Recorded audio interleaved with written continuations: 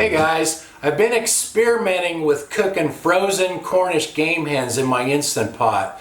And the first one I cooked for 20 minutes and it wasn't long enough. I had to put it in for longer. Second one I did for 30 minutes and that one was done, but I felt like it was kind of borderline. So the last one I did for 35 minutes and that was better.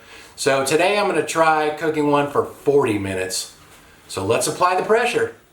I have a twin pack of these frozen Cornish game hens here. These were $3.29 per pound, so two of them were $9.08. These little guys are about a pound and a half a piece, weigh about a pound and a half a piece, I think. So anyway, I seasoned the backside with some kosher salt and Johnny's seasoned pepper.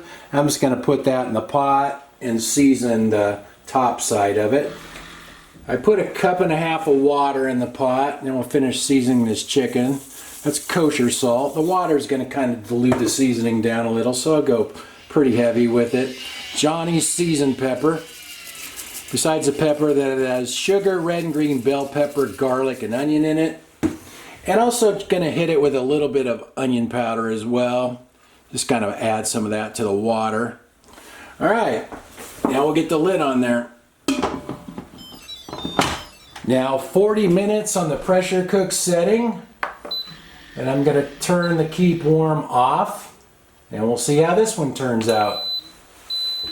It's been an hour and 10 minutes, and I just heard the pressure pin drop, so let's take a look here. It looks pretty good. I have a quick read thermometer. Let's see what the internal temperature of that is.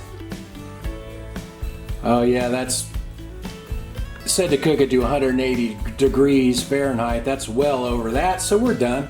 All right, let's see how this turned out. I cooked those vegetables in my wok with a little bit of oil and sliced up a little bit of avocado to go with this. Okay, let's see what we got here. Leg just pulls right apart. Let's see how the breast looks. Oh yeah, that looks good. Pulls right apart, nice and tender. This looks like it might be the best looking one I've cooked yet. So let me try a little bite of this here. It looks pretty moist, doesn't it? It looks nice and moist. Anyway, let's try that out.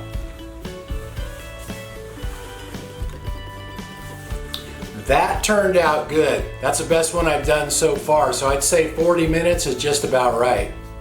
Annie, the taste test dog, just showed up. So I guess we'll see what she thinks.